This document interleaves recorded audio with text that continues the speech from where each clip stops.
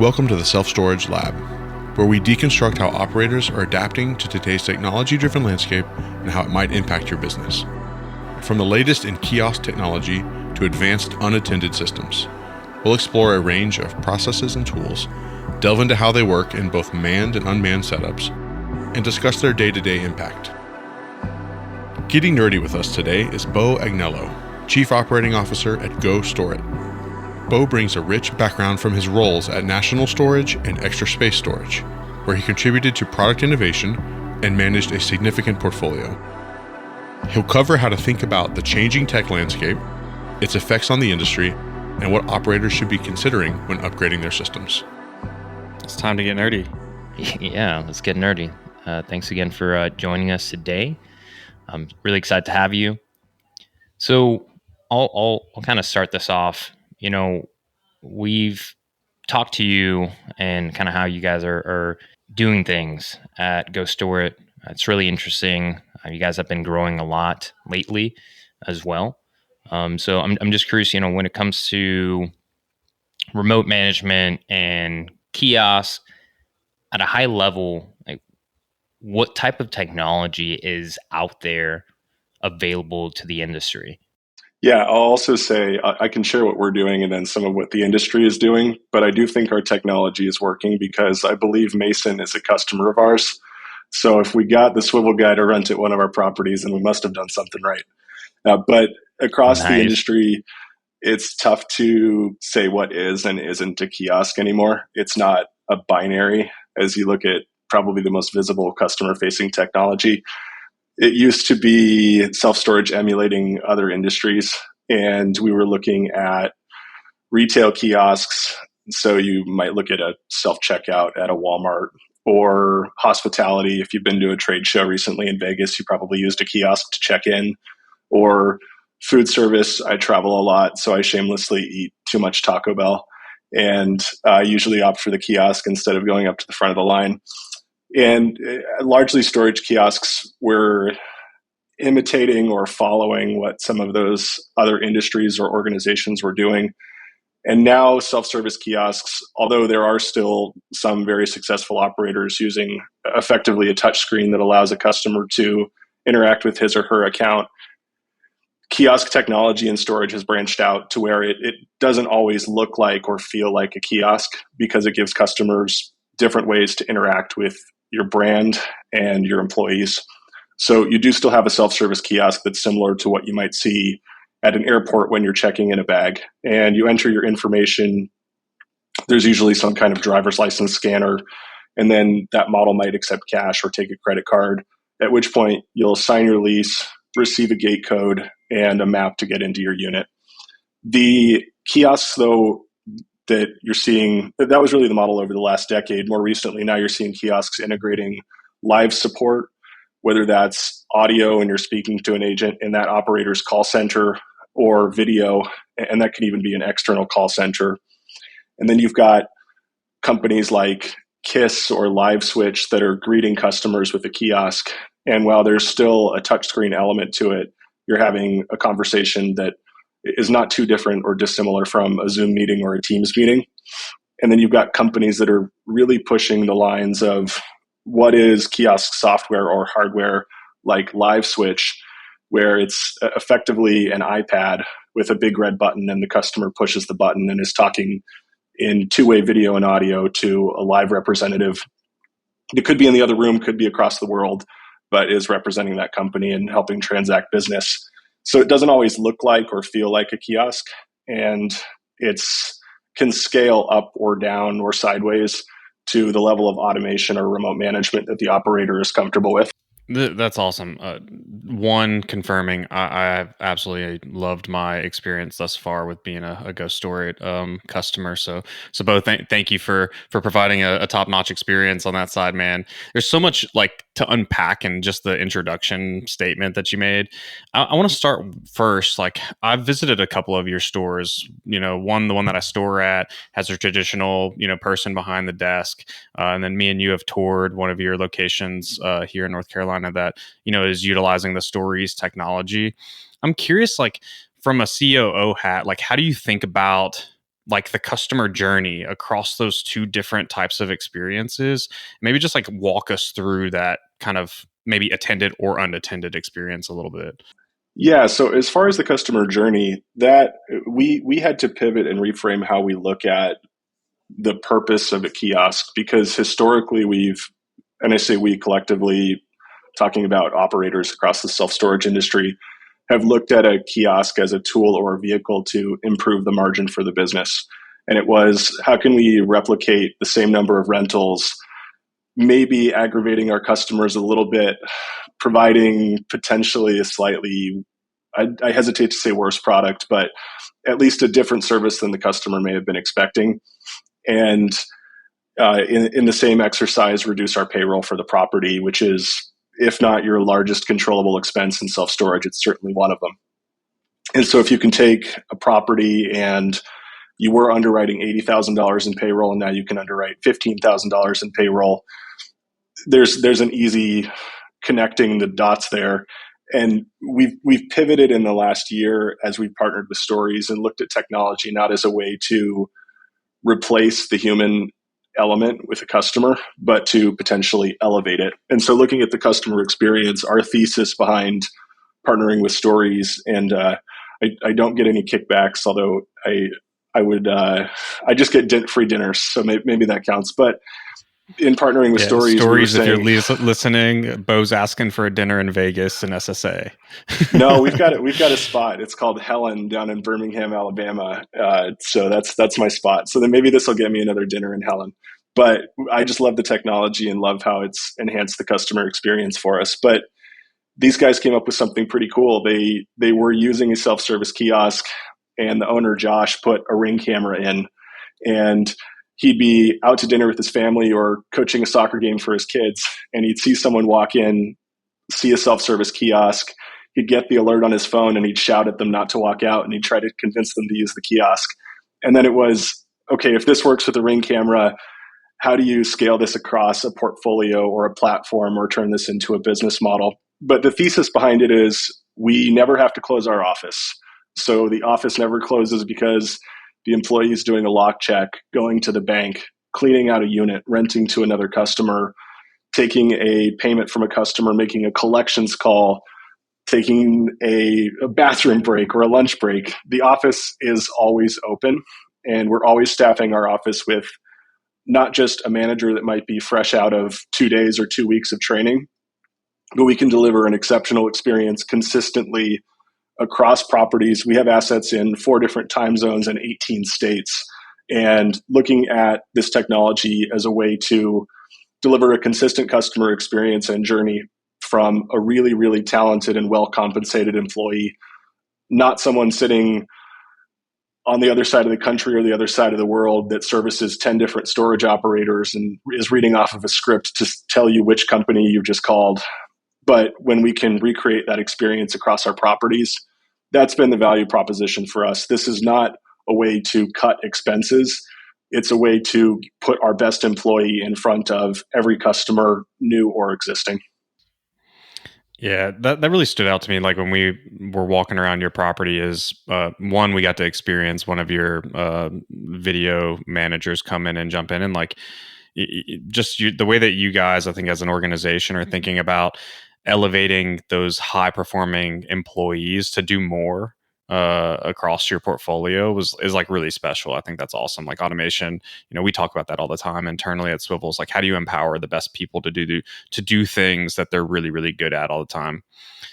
I want to go back to something you said in your opening statement, and that's like kind of like the smartphone versus kiosk world, right? Like everybody's walking around today for the most part with an iPhone or Android. These things have interfaces that are dynamic. You've got like you've got our product with Spot, or you've got like a live switch type of a thing that's QR code based.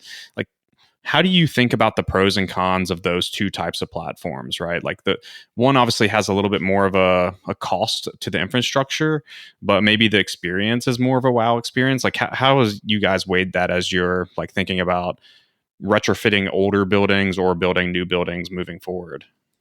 Yeah, I certainly don't think there's a right answer or a wrong answer. It depends on the kind of experience you're trying to deliver to your customer.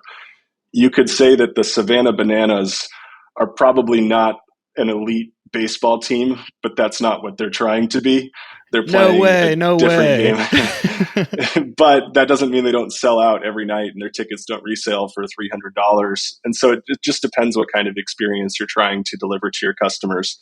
Similarly, McDonald's is probably not trying to win any best burger competitions, but they're certainly executing on a very successful business plan.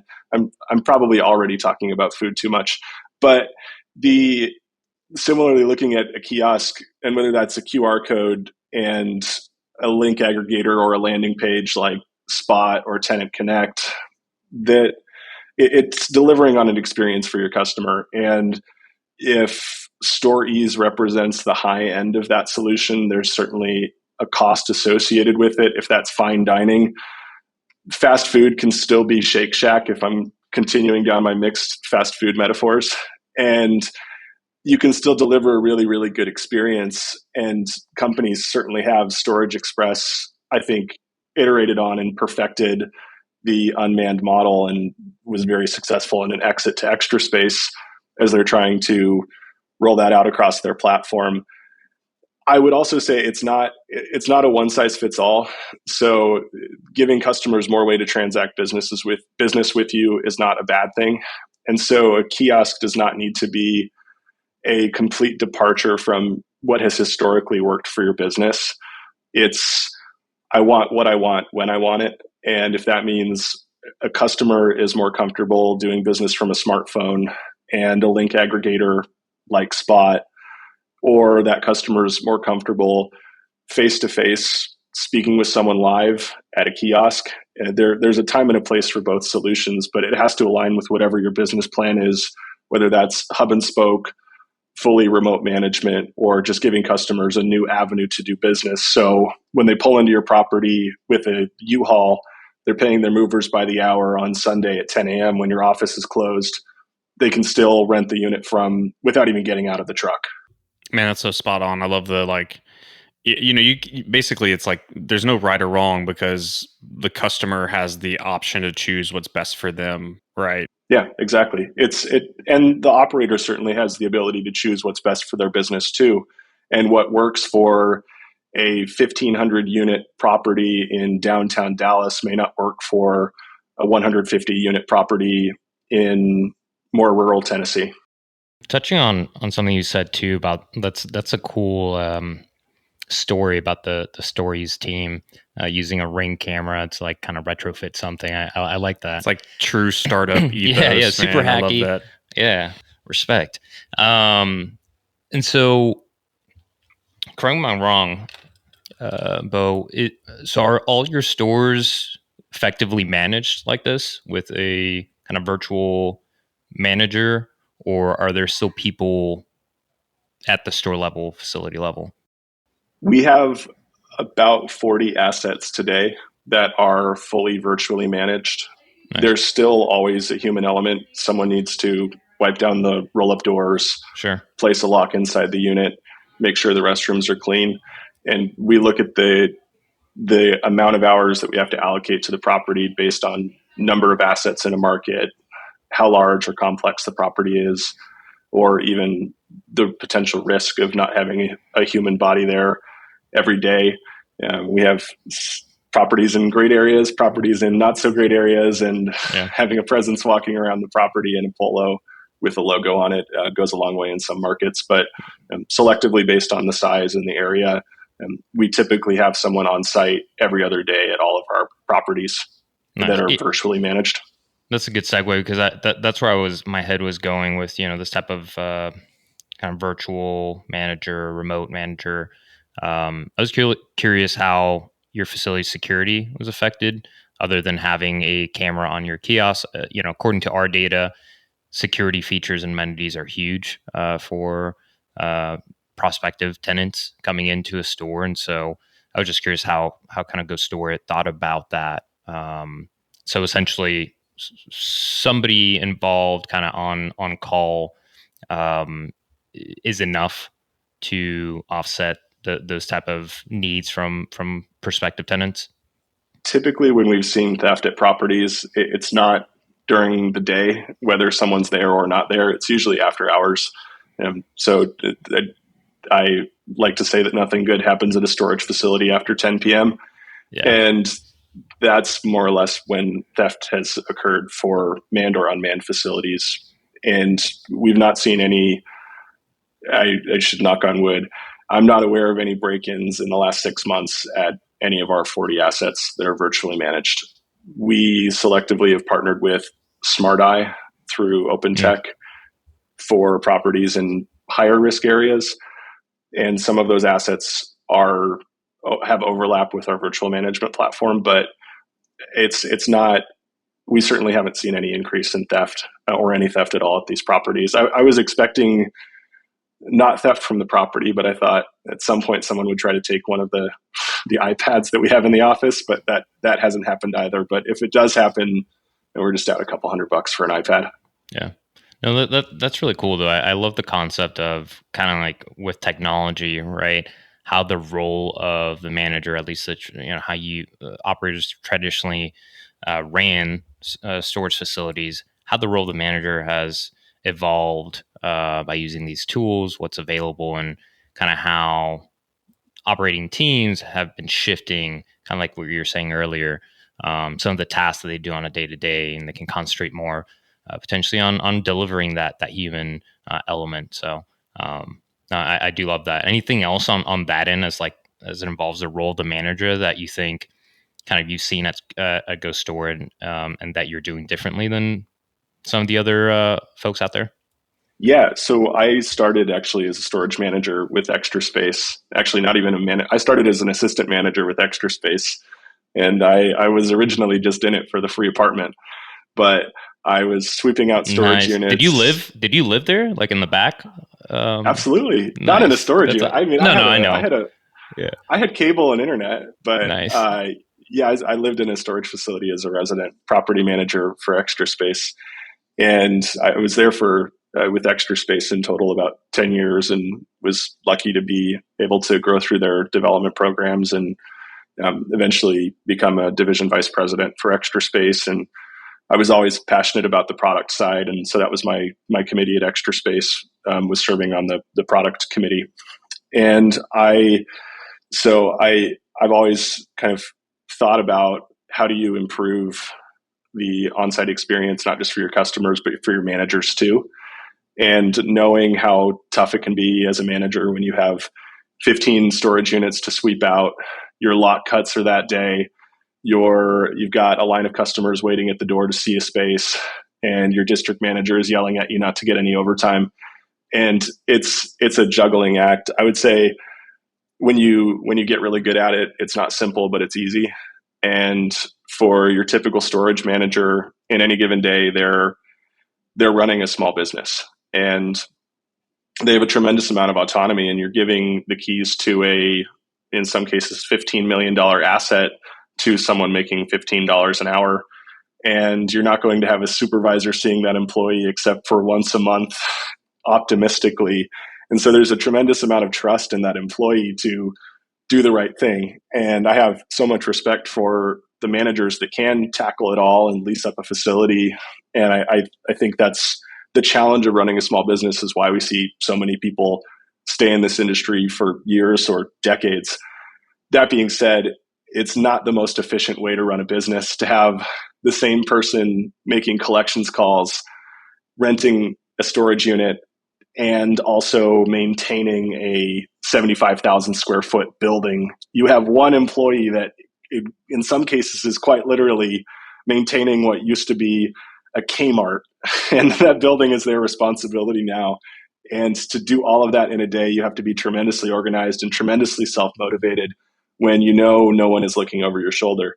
So part of how technology has helped us, I would say, improve not just the customer experience, but the employee experience, is by specializing our roles.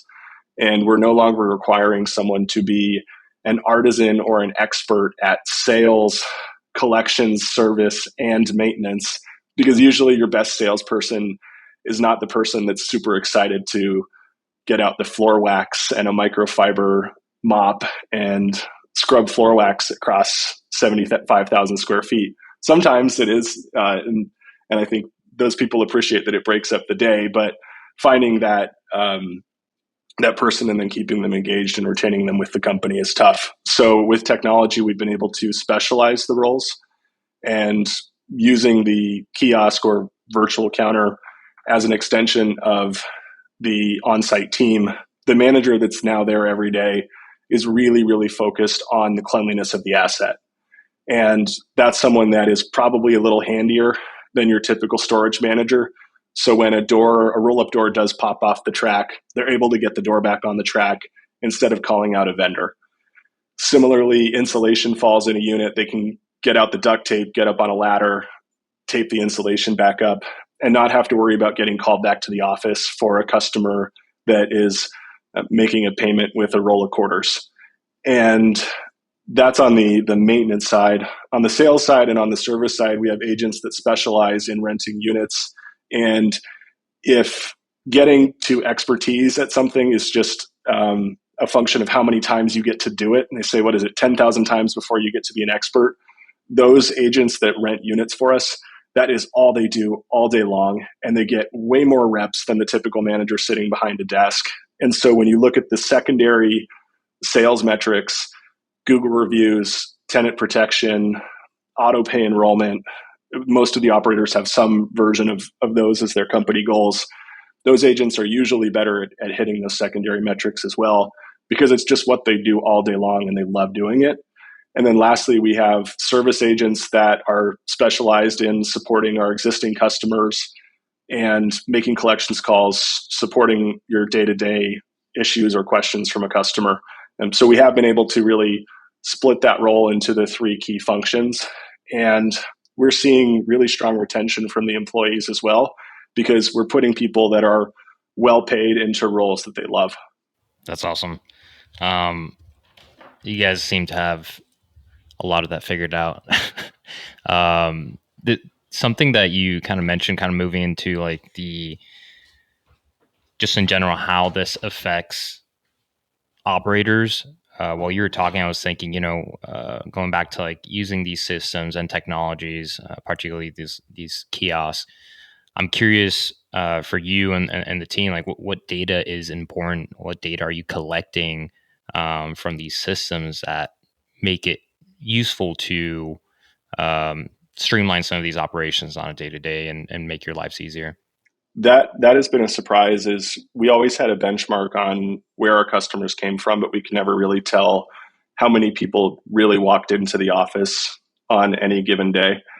And at Extra Space, we had a saying that was, if it's not in the point of sale, it didn't happen. And I know other companies have similar sayings, effectively saying if you don't make a note that the customer came in, the company doesn't have access to that data. And so even though we had incredibly robust data for our web experience for customers and through our call center, we didn't accurately know how many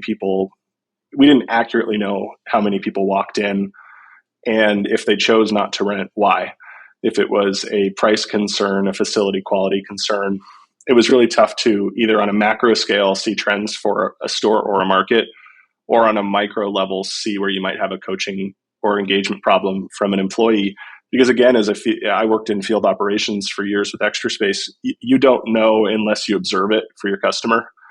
And if that's the one day a month that you're there with a district manager, as a district manager, and no one walks in, it's really tough to give sales coaching to that agent, unlike in a call center environment where it's really easy to sit down, listen to calls with an agent, and then provide that feedback and coaching for improvement. But the most surprising piece of data that we got is down to the second, why people are walking in, why they walk out, whether it's a sales pathway or a service pathway. And then we can understand the customer behavior a little bit better. And it's valuable because although there has been a channel shift over the last 5-10 years, fewer and fewer people are walking in and are choosing another rental pathway. Every customer that walks in is still a lifetime value, depending on the market, of somewhere between $2,000 to $3,000.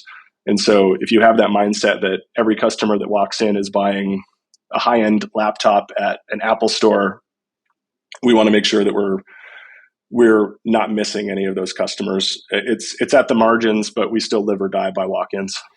I'm curious to dive a little deeper. Like, you touch on what I'm generally going to call like a sentiment analysis, like why somebody's coming in. Like, how is that actually being collected? Like, is it through a survey mechanism? Is it something that like in the platforms that you guys are utilizing, like they're tapping buttons, or these are just questions that your agents are asking, like, because this is part of your SOPs? Like, how is that data being collected and then organized? Yeah, so it's collected in two different ways. We collect on the front end. There's a triggering mechanism through the company that we partner with that tells us when a person has walked into the office. So even without the manually coding from an agent, we already know with a very, very high degree of accuracy when someone walked in. And then it's up to the agent to code it. So similar to a call center, they have a disposition code when they close out that customer's account. But we do require that they code every single customer down to the degree of accuracy of whether or not that customer just came into the office to use the restroom. Wow, that's awesome. And I'm curious, like around other data besides just like rentals and like why people are leaving and stuff. I mean, we talk about automation a lot, obviously, on the podcast. Kiosk are doing a lot of different tasks. They're taking payments. They're connecting you to live help on the with your call center agents. Maybe even scanning driver's license and whatnot. Like, what other types of data are you guys getting from these technology pieces that you guys have in place? Yeah, we have a pretty sophisticated dashboard understanding customer behavior. What we didn't have a great sense on before, and forgive me for going back to it, is just how many people were walking in on any given day. And it has been surprising to see at your typical 500 unit, 50,000 square foot net rentable property, our average number of walk-ins is about 3 customers per day. And you can use those 3 customers to make 2 different arguments. You could use those 3 customers and say, well, only 3 people are walking in, so why do I need a person there? Or why do I need to do 2-way video? Or you can use those 3 customers to say, well, look, your typical property, 500 units, you're going to turn over about 6% of your customers in any given month, if that's your churn rate. So you're renting 30 units a month. Half to 2/3 of those rentals are going to come from your website or your call center. And so in a business where everything is at the margins, a 10% increase in sales for your property is the difference of 3 extra customers a month. And so that's really how we're trying to apply the data, is how can we do the best job possible of capturing customers? We can't always control how many customers are in the funnel, but we can control what we do with them. And that's really how we've been trying to leverage that data to make sure we have our agents available at the right times. Adding to that, the data point that's really valuable for us as well is the average time to greet our customer, because this is a function that we're able to do through stories. We greet the customer instead of asking the customer to press a button or begin a rental process on a self-service kiosk. We're greeting that customer when they walk into the office, just like a traditional self-storage environment. But we live or die based on how quickly we can greet that customer. And we undermine our value proposition of really, really fast, really, really helpful service if we're not able to greet that customer within seconds from when he or she walks in. And so that from a data standpoint is our North Star, would be our time to greet. That's awesome. You also talk about, like you touched on, like the lifetime value of a customer being between $22,000 and $3,000. I'm curious, like, these sophisticated systems, whether it be the kiosk or even I think when we were walking around one of your facilities, we were having a conversation around like no-key locks. Like, do adding this level of sophistication to your buildings allow for you guys to change pricing strategy, et cetera? So we do change pricing strategy based on channel for the customer. And so if you interact with us through the web, in store, or over the call center, we do have different pricing and promotions available based on potentially length of stay for the customer, how willing they are to make a purchasing decision. And we tailor that to anticipated length of stay for the customer. But in terms of the in-person experience, the surprise for us has been we have seen a reduction in vacates at these properties, and that was completely by accident. We didn't intend to see fewer customers moving out. We thought at best maybe it would stay around the same. Potentially, we'd lose a couple of customers that just absolutely insisted on paying by cash, or we're used to seeing Susie behind the counter and they drop off cookies for her every Christmas. We thought, okay, at the margins, we'll probably lose some of those customers. And that was a necessary byproduct of elevating the overall customer experience. But shockingly, our customers are a little stickier. I'm always hesitant to call customers in storage sticky, but the customers are moving out at a materially lower velocity than prior to virtual conversion, and it supports the thesis that we're providing an elevated experience to our customers on site through technology. That's awesome. And like, maybe part of that hypothesis is, competitors aren't matching your technology and ease of use, that customer experience as a whole. And so like, even if, somebody down the street has maybe a competitive intro rate, it's not worth the hassle of moving away for that because they really enjoy that experience. It's kind of an Apple ethos, right? I can go buy a cheaper phone or laptop, but like the pain one of like moving outside of the ecosystem, as well as like now I'm losing some of the benefits of that entire package, probably prohibits me from wanting to be incentivized to make that leap. Yeah, it's become a running joke for us. We have a group chat at our company now, and every time one of us visits a competitor and sees a sign up on the door that the office isn't open and the manager's on the property or it's doing who knows what, taking a nap in the on-site apartment, which for the record, I never did that. And you can ask my former district manager at Extra Space, but that's a running joke for us now when we go to a property and you see manager will return at 5:30 and it's 3 p.m. It's like, oh my gosh, how much business are you missing? So that's why I laugh a little bit when someone says this is unmanned, because if anything, we're delivering more manned hours for our customers than your traditional property that has 1 to 1.5 full-time employees. But in the 40 hours that your manager is there any given week, for a fact that it's, call it half of those hours, they're actually available and in the office to assist a customer, not because of any failing of the manager, just as a byproduct of all the different tasks that the manager has to juggle. So talking about all these kind of metrics that you guys are tracking, seems like this definitely has a couple different, results whenever it comes to like ROI. So from what I'm hearing, definitely reducing payroll expenses. Definitely there is maybe indirectly or directly affecting, potentially like revenue, increasing revenue. Any other metrics or ROI from an ROI perspective that this might impact? Like I'm thinking if you guys are retrofitting some of these facilities and adding technology to streamline a lot of these things, does it affect the valuation of the facility if you were to sell it later on? Like anything else on that end? Yeah, so ultimately for the valuation, I don't anticipate that the market will valuate a virtually operated property any differently than a traditionally manned property, because it's really just understanding the NOI for the property, and then really whether you think you can drive that or not. I will say though that the way in which we've gone about retrofitting these properties was not with the mindset of cutting every cost that we can. And I certainly respect that you can set up an overseas call center and pay a really, really low cost of labor. And in the near term, that looks great on your P&L, but that's not the experience that we're trying to replicate. We look at this more through, and this was a company that I met with early as we were trying to build out a call center, was Zappos. And that's the kind of company we want to be like, where Zappos runs, if anything, an inefficient call center that performs really, really well.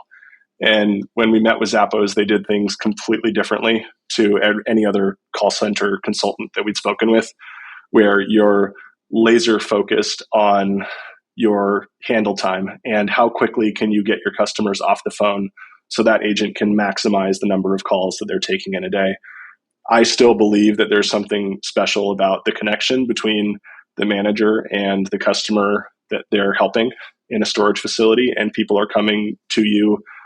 And we've all heard the 3 or 4 or 5 or however many Ds it is now: death, divorce, displacement, dislocation. They added a new D every time I look. But if your customers are coming to you during those really stressful times, you want to make sure that you're being helped by somebody that is able to empathize and connect with you. And that is, I think, the power or the secret sauce behind that storage manager. And it's also your stuff. So it's already inherently personal because you're trusting this person with your family photo albums. And so that's why you mentioned earlier the importance of security at a facility, because it is a deeply personal product. And not just because it's your things, but also because of usually the reason why you're needing storage. Nobody wakes up in the morning and goes, "Oh boy, I get to get a storage unit today." It's usually, "Oh crap, I got to go get a storage unit today, and I got to buy boxes, and I have to submit the request to turn off my power at my old house so I don't get a power bill." And so you're going kind of walking down that. So all that to say, we want to deliver an experience that provides the best product, not just an experience that saves the most expenses at our property. And we are relentless about hospitality and customer experience, and relentless about delivering the best possible service. And the sign on the door that says the manager is going to return in 2.5 hours is not the best experience. So we're in an industry with an entirely fungible product. My 10 by 10 looks exactly like every other 10 by 10. It's 3 walls and a door. So that's why I say this is not just about how do I put the cheapest possible kiosk in the property, how do I hire 1099 labor to clean my property 1, maybe 2 days a week, and try to recoup that $40,000, $50,000 on payroll. Yes, if you do this right, there is some savings for your property, but it was never about just improving the margin as much as we can and extracting as much value out there. It was only ever about elevating and providing the best possible experience. And when you call Zappos knows that they could reduce their agent count if they had an automated phone tree and they gave automated ways to service their customers. But intentionally, when you call Zappos, they say, press 1 to speak to a representative, or press 2 for the joke of the day. And that's it. Those are their only 2 options. And that's been kind of the spirit with which we've looked at this, is how do we remove any barriers to renting your unit and get you in front of a really qualified person as fast as possible. Man, that's so good. I mean, we actually, like, part of our mission statement is like creating technology and automation that like empowers operators like yourselves to put customers at the center of the universe. And all you're doing is echoing how you guys do that by utilizing technology, right? You're not trying to save money at every single step of the way. It's really about how do we give them customers the tools to do the things that they need, empower your customer care team and service team to be the best versions of themselves, to specialize in stuff. It's really awesome. And normally we go into like, how does this affect the customer? But like, you've already touched on that so much. I'm curious to like, if somebody is looking to make a decision around implementing kiosk remote style technology, like just starting with like, what lessons have you learned that, if you were to do this over again, you wish you would have known day one? Like, is there anything that you're like, hey, this is something that I wasn't sure about when I was going into the process of it that you wish you would have known? Yeah, I think it's probably not just bolting a kiosk on and hoping that it gets you a few additional payments. It really needs to fit into your overall business plan. And you certainly can mount a kiosk on a pedestal in front of your office, and maybe it gets you a couple of extra rentals, but you need to understand, why are you doing it? Does this fit into potentially a hub and spoke model? Does this fit into a parent annex site where you're putting the kiosk at the annex site to save your manager a few trips throughout the day to not collect payments? Or are you trying to potentially reduce your staffing and not have to have someone on site every day? But for us, it was really difficult to understand, how are we not just, we have to be careful of what's gimmicky and what might be a solution in search of a problem. And you can't just put a kiosk out there and say, I've got a key, I'm looking for a lock. You have to know how it fits into your overall business plan. How does it fit into your customer journey? And if it's just for the sake of collecting a few payments on a Sunday, then that's your benchmark for measuring whether or not installing it was successful. But if you put it in and expect it to get 15 rentals every month for you, you're going to be disappointed. So for us, it was understanding who is the customer that is coming to our site, and how has that customer self-selected to come into the office versus renting through another channel. So it was challenging the assumption of who is that customer and trying to, I mean, we spent many, many hours just watching recordings and playing them back of customers that came into the office and saying, okay, why did this customer choose not to rent through a consumer app, choose not to rent through our website, choose not to rent through our call center? For what purpose did that person come down to the site? And we probably had in our head a picture of that customer, and that was not always the reality. We have a property in Charlottesville, Virginia, and that property, when school gets out, we get in one weekend 125 reservations. And that was definitely pushing the limits of how does this virtual technology work? Well, you would assume students would be the last ones to go into the office, right? You'd expect, okay, your student is going to be the one that wants to do this all from their phone, wants to do it all from a QR code. And that was not the case. We had students coming in saying, hey, I've never done this before. Can you help me understand and walk me through from the time I rent to the time I come down with the U-Haul? What do I do? What does month to month mean? When I need to move out, what do I do? Can my parents pay for it for me? Can they prepay for 4 months? And so it did challenge some of the assumptions that we had. But talking about the kind of customers we got to, it was also fun to watch them taking selfies with the kiosk. So that was, I love that. I don't know if there's an ROI on that, but it was still pretty cool. Do you guys have your Instagram handle or anything? Just like, hey, tag us if you do share this on social. Oh my gosh! If our marketing team hears that, they wanted to do like not a "you are here," but like a cutout where you could put your face in it or something like that. So I was like, no, absolutely not. Well, you should have a wall. You know how restaurants have a wall now for just like Instagram or whatever that is. Now you know. You just have a wall for these type of social media sharing. I don't know that we need to go viral. I think we're content to just rent, do the best version of renting storage units that we can.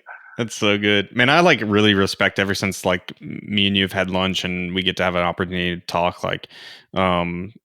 just how much you're invested in continuing to learn, right? And the amount of effort that you and your team goes through to watch these videos and challenge hypotheses that you have, that's just not present in not just the self-storage industry, but in industry at large, which is really cool.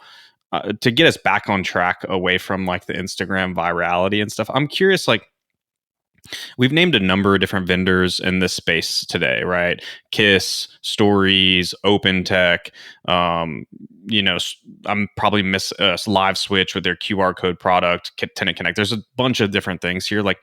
What are some of the key features when an operator is going out there trying to go, how is this going to fit into my business? How is this going to meet customers where they are? What are some of the key features that they should be looking for when shopping for a solution? You do have to consider physically where is this unit going to live. And that is an important part of the product that you purchase. If it's, and this sounds silly, but if it's going to live outdoors, consider, I just came from living outside of Detroit in Michigan. And if your kiosk is going to be used by customers when it's negative 15 degrees, are you selecting the right product for that? Or are you even delivering the right experience for your customer? And similarly, if you're expecting your kiosk to rent units for you, I've seen people put them inside of the gate, and I wonder who they're for. But I do think it's an important consideration to make sure that the product that you're selecting is right for the use case of the kiosk. So if it is just an add-on to your facility and it's for the sake of getting a few extra payments, alleviating the load of your manager, you don't need a kiosk that dispenses a lock or has a receipt printer. If you're accepting cash, you have to have the consideration of who's going to be on site, who's emptying the cash out, do you have the right security cameras to monitor the property? But that's been an important lesson for us as well. And we've tried to put all of our units indoors in the consideration of that, but it means that it hasn't always worked for a property that doesn't have an office or doesn't have an easy place to put it outside of a gate. So I would say making sure that you've got a model that fits into where you're anticipating placing it on your facility. I'm curious, as we talk about all this and like how to prepare when making a decision, how, I guess, what do you guys do, or what do you recommend operators do whenever they're thinking about making this type of purchase or integration as it comes to educating your on-site team or even your customers, right? Let's say you're transition, you're actually implementing one of these solutions and adding a kiosk. Like, what do you have to do to ensure that they're educated and things go as smoothly as you're expecting? Yeah, now you've got me thinking I need to mention any company we've ever met with, so I don't leave anybody out. So I don't know that I have a comprehensive list, but whether you're... This isn't supposed to be a marketing thing for everybody, but that's all right. We can keep going. I take bribes in the form of dinners, I guess. But so, okay, I'll give it a shot anyway. All right, whether you're using Sparebox, Advanced Kiosks, OpenTech, Live Switch, StoreEase, or KISS. Hopefully I got anybody. If I left anybody out, it's just helping our SEO, Beau. So keep going if you want. Oh, great! But regardless of which company you're partnering with, or 10 Federal, there you go. I can't leave those guys out. But regardless of which company you're partnering with, it has come a long way, and they do a pretty good job of holding your hand from all of the meetings that we've seen in helping you understand if you're selecting the right model, from which model works best for you. Oh, or kiosk information systems. There you go. That's a good one too. But they all do a pretty good job, and I've worked with most of those in some kind of partnership. They really make sure that they want you to be successful, because if you're not successful in using their unit, you won't continue to pay for a subscription or the hardware or add it to additional facilities. So it's not as intimidating as it was 10 years ago. They all have some kind of implementation guide or implementation consultant that will help you through it. But I would say use it, and before you drop it in your property and spend $10,000 on it, you've got to test drive the car. And so I would say find a facility in your area, or if it's around a trade show, find someone that's using this for their business model and experience it as a customer. And that will help you understand any potential friction points.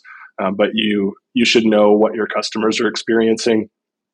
And so that we were very, very intentional. And my family thinks I'm crazy because every time I see a storage facility off the side of the road, I pull over the car, even when we're on vacation, to try out somebody's kiosk technology. I really wish I were kidding.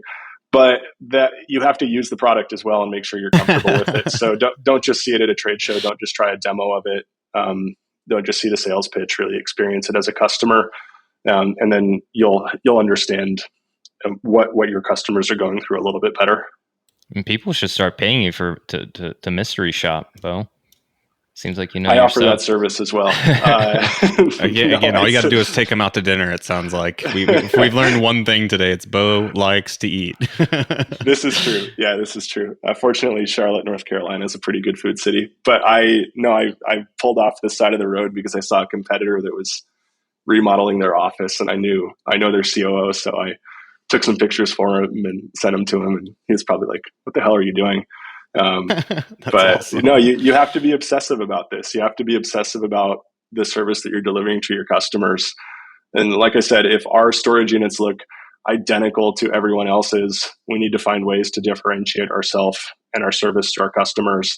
And the only way to do that is, like I said, to be relentless about the version of your product that you're bringing to market. And this is awesome. Anything else? Like, I do want to spend some time, like, kind of broadening it up for a second, but like anything else that you think we didn't touch on when it comes to like just remote or kiosk style stuff that you'd want to make sure that an operator hears? Yeah, there are other technologies that you can layer in to run the property and can support it if you are looking at a kiosk as a function of remote management. And so we do work with DaVinci Locks and really like partnering with their team. And we use it not to the full extent that some companies do, but as a means to help the customer remove their overlocks more efficiently when they are caught up on their bill. And similarly for our auction buyers, we also do work with Swivel, so shameless plug, but we've looked at that as a way to help facilitate for the customers that are maybe not as high touch and do prefer a more automated experience. Not everyone wants to go to the property. We just want to deliver the best experience for the customers that do choose to go to the site. And then similarly, there are services like AI Lean that can help you with your auction files. XPS and OpenTech both offer remote manager services. So if you're looking for call it a fully remote or a fully automated experience, and you're an independent owner operator that doesn't have your own call center, there are tools that can help support you with this. So you're not on your own answering the phone calls. And we went through the whole list of our operators blueprint. That's awesome that you got to touch on any of those. We've already this is my last question, but like we've touched on, Taco Bell, McDonald's, airlines. It was really awesome. Even Zappos to pull from other industry verticals. I'm curious, like outside of like on vacation, stopping at a random self-storage facility to do it. Like, what other industries are you constantly looking at to see what they're doing so that you can pull that into the self-storage industry and go store it? Yeah, I've got a couple of examples that are front of mind. But before I get into it, I've actually thought a lot about, and our team has thought a lot about why storage is seemingly at the forefront of some of the more disruptive technologies for service industries, because you wouldn't assume self-storage is typically thought of as a low-tech product. And I cannot tell you how many times I've heard people say the expression storage isn't sexy, and you don't grow up saying, oh boy, I hope one day I'll grow up and go into self-storage.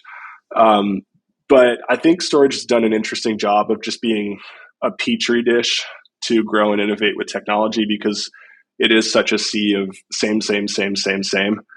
And you can only improve your landscaping so much.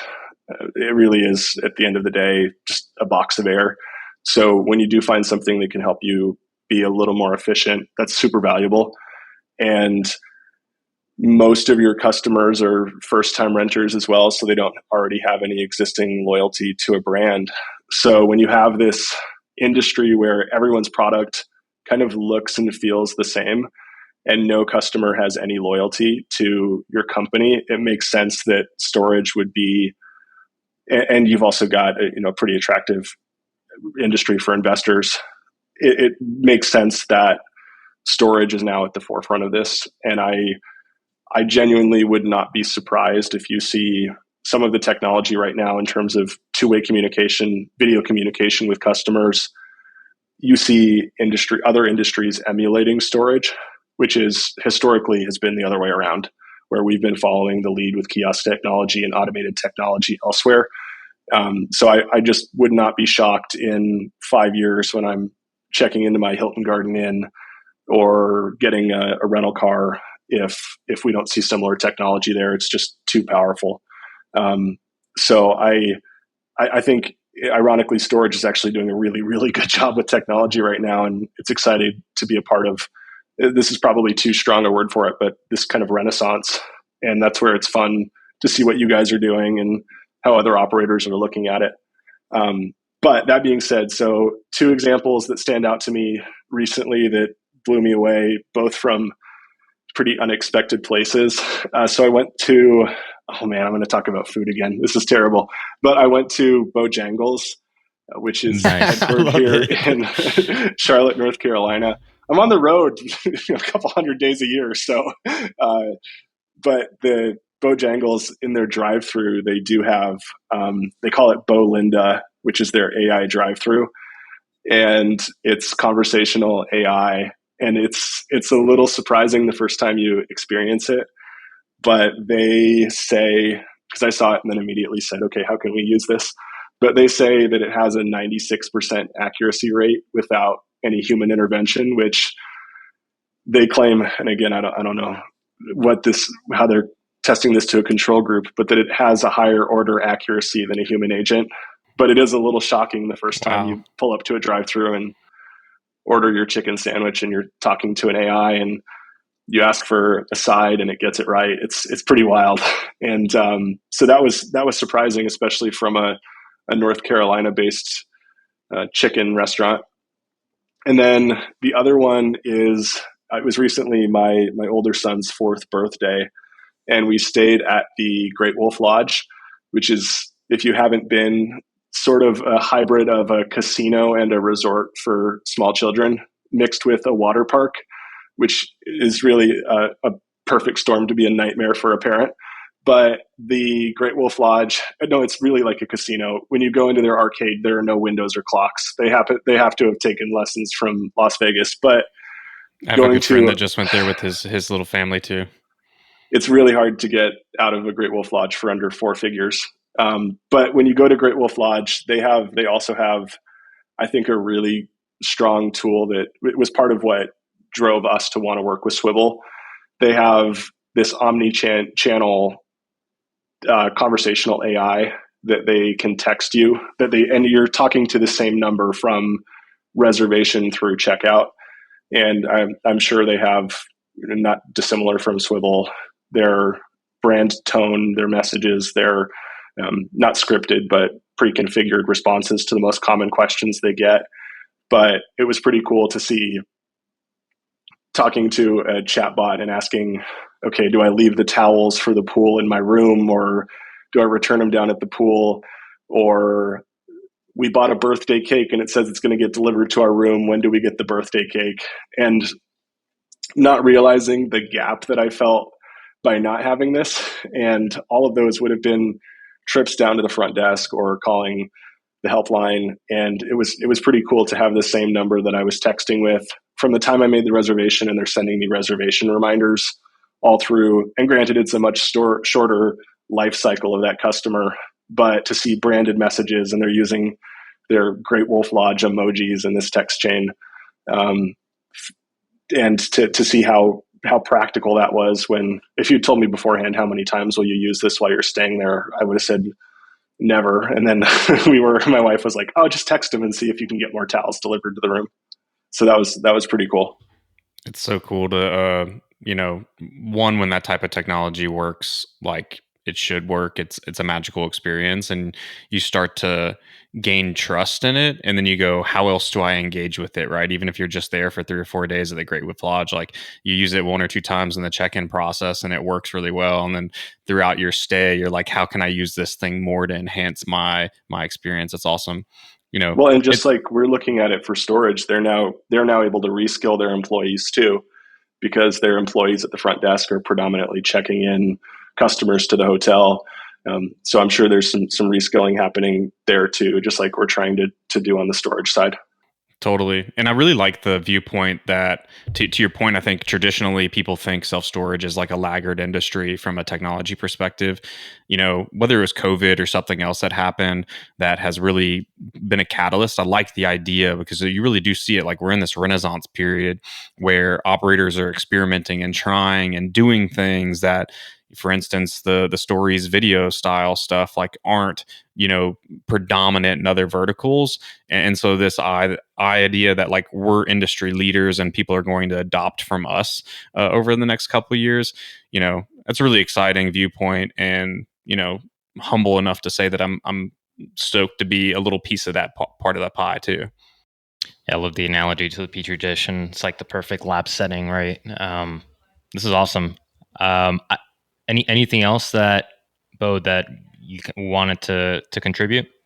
No, and I say this whether or not this is included in the interview, I'm just excited to be a part of it with you guys as well, and excited to partner with you and find out where the boundaries are and how we can collectively elevate the customer experience. And I will say, having worked at a REIT and now having worked on the private side and even for a family company previously in self-storage, I think this is where smaller operators do have an advantage, because we can be more agile and we can try things out, throw it into a property, and I can say, Mason, hey, come check this out. Let's jump in the car. Let's go see what works. Scan this QR code, see what you think. And if we like it, we can have it in every property next week. And that's been an advantage now, I think, for the small companies, where you can move a little bit faster and we don't have to try to experiment with this across several thousand locations. If we see something that works better for our customers, we can snap our fingers and have it live. I love it. No, we're really excited about this too, and to continue to push the bounds here. I'm happy to do a drive along to a Bojangles or a Taco Bell any day of the week, man. I've been craving Taco Bell actually, so we did I think a white duck taco here in Nashville when you came and visited me. So maybe I'll make a trip to Charlotte and we'll go do something besides a fast food restaurant too, though. There you go. Yeah. I have one more question. This is a fun one. I'm going to try to make this a tradition. These guys don't know about it yet, but Beau, for the next guest, I don't know what question comes to mind that you want us to ask them whenever they're on the pod. Oh, what was the interview show? When you meet God at the pearly gates, what do you want him to say to you? Or what was that, like, classic? Okay. I like it. Write that down. What was that interview show? Oh, was it Inside the Actor's Studio? That was the question he always asked, right? Okay. I'm not sure, but I like it. As long as somebody got that. I picked up on it. That's awesome. Awesome. Well, I didn't know where you were taking that, Rodolfo, but it was a good one. I like it. We'll see. We'll save it 6. I wrote that down.